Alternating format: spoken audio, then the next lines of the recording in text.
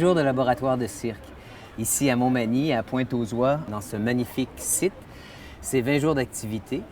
Pourquoi le mot laboratoire au milieu de 20 jours de cirque?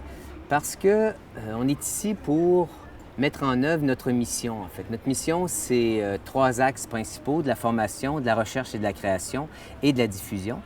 Et tout ça ensemble, ça fait un laboratoire de cirque. Et puis, on voulait toutes mettre nos activités pour devenir présents, en fait, pour les gens de la région, pour que le projet il prenne vraiment forme et puis qu'on commence à ramifier les contacts qu'on avait fait depuis 3 ans qu'on travaille, qu'on a fait beaucoup de contacts politiques, beaucoup de contacts de réseau.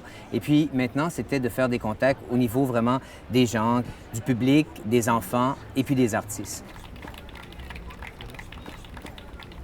Dans l'ensemble des activités qu'on avait cette année au programme, on avait la formation avec les jeunes, un camp de cirque et de cirque équestre qui s'adressait à des enfants de 6 à 16 ans, où il y avait 3 disciplines, 3 grandes familles en fait de cirque qui étaient celle de la jonglerie des manipulations, celle de la voltige équestre et aussi celle de l'aérien, du trapèze et de la corde. En plus de cette activité camp de cirque, durant tous les 20 jours, on avait une activité de 5 à 7 où on ouvrait un bar, comme un 5 à 7 normal, où on vendait des bières de microbrasserie, où on présentait au public des numéros de cirque, des petits spectacles ou des numéros qui sont en train de se travailler, des numéros en chantier, des numéros qu'on mettait dans une catégorie qu'on appelait coulisses du cirque. Quand on voit un numéro de cirque, quand on voit quelque chose d'achevé, on ne sait pas toujours qu'est-ce qu'il y a derrière, le nombre d'heures de travail, qu'est-ce que ça veut dire travailler avec un cheval, combien d'heures d'entraînement, combien d'abdominaux qu'il faut que tu fasses, toute la poutine qui va derrière, en fait.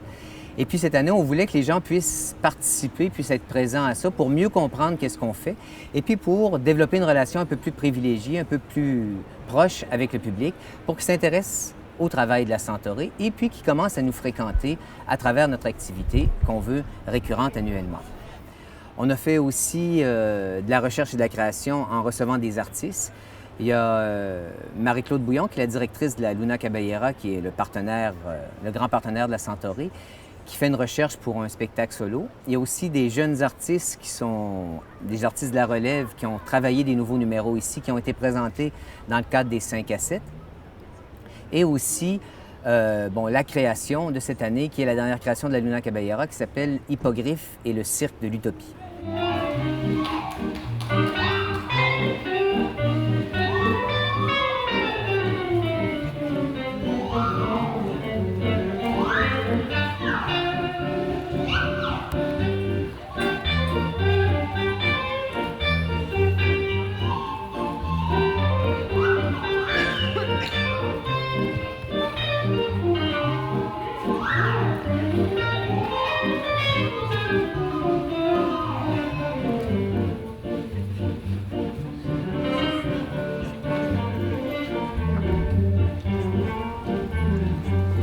Le cirque, ça se fait pas juste à Montréal et ou à Québec. Il n'y a pas juste des grandes compagnies qui travaillent, mais il y a aussi de petites compagnies qui travaillent en région. Donc, il y a aussi une expo de photos qui est à l'intérieur du chapiteau. Il y a 3 compagnies qu'on a voulu honorer. En fait, il y en a 4 avec la nôtre. La Luna Caballera, qui est notre partenaire. Cirque Akia, qui est une compagnie qui a tourné beaucoup au Québec. Il y a Vague de Cirque, qui travaille aux îles de la Madeleine. Et il y a aussi Cirque Alphonse, qui est une compagnie qui vient de Saint-Alphonse-de-Rodriguez, près de Joliette. Ce qu'on souhaite, en fait, en étant ici, c'est de s'implanter au niveau régional le plus possible, avoir une pérennité dans la région, et puis que les gens sachent qu'à Montmagny, à la Pointe-aux-Oies, à tous les étés, on peut faire du cirque, déployer beaucoup d'activités auxquelles les gens vont pouvoir participer.